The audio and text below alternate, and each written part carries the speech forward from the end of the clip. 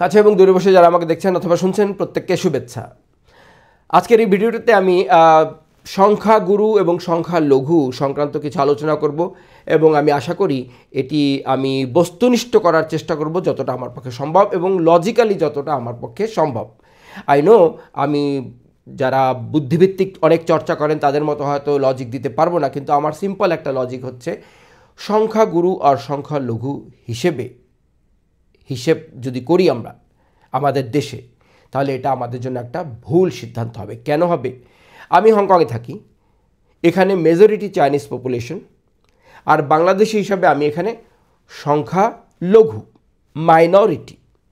তো এখন মাইনরিটি হিসাবে আমার তাদের সাথে অনেক ব্যবধান রয়েছে, কালচারাল, ফুড বা অন্যান্য অভ্যাস, কৃষ্টি, সংস্কৃতি, ভাষা, অনেক কিছুই তার সাথে আমার বেমিল রয়েছে।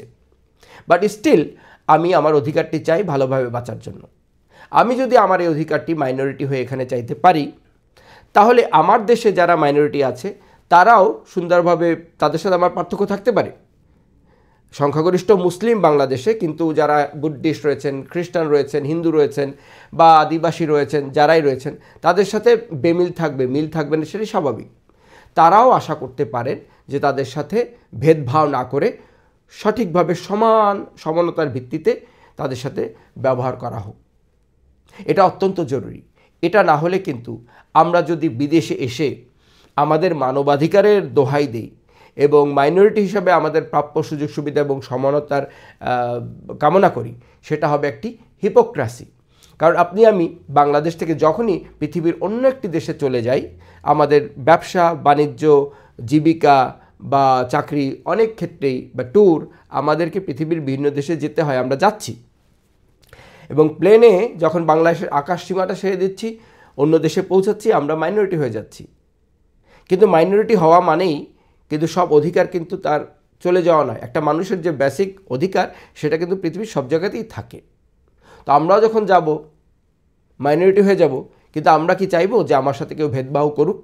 অবশ্যই না, অফকোর্স না।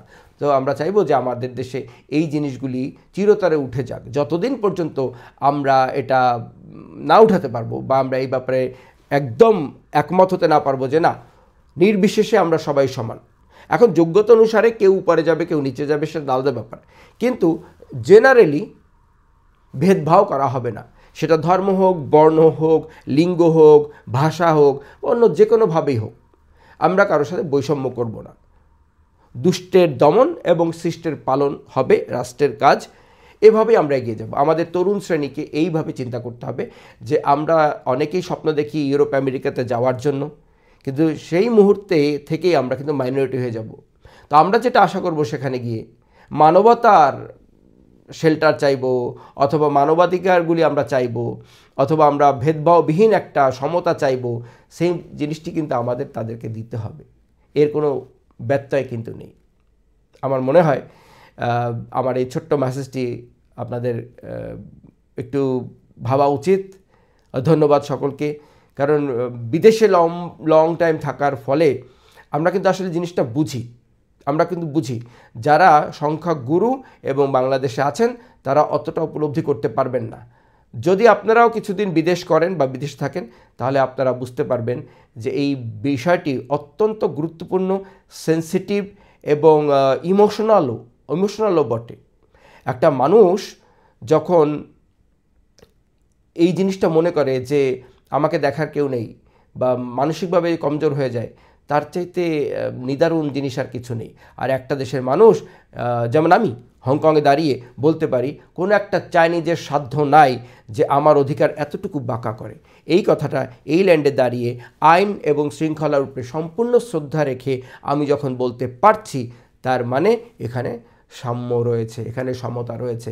আমিও এখানে বসে আমার অধিকারকে সমুন্নত করার জন্য চিৎকার করতে পারি, আমি গলা ফাটাতে পারি, আমি বলতে পারি। I can shout, I can speak and I can seek the legal terms, মানে আদালতে যেতে পারি। সো আমার সে অধিকার রয়েছে। তো কেউ এখানে আমার খর্ব করতে আসে না, আমার স্পেসে কেউ আসে না, কারো স্পেসে আমি যাই না।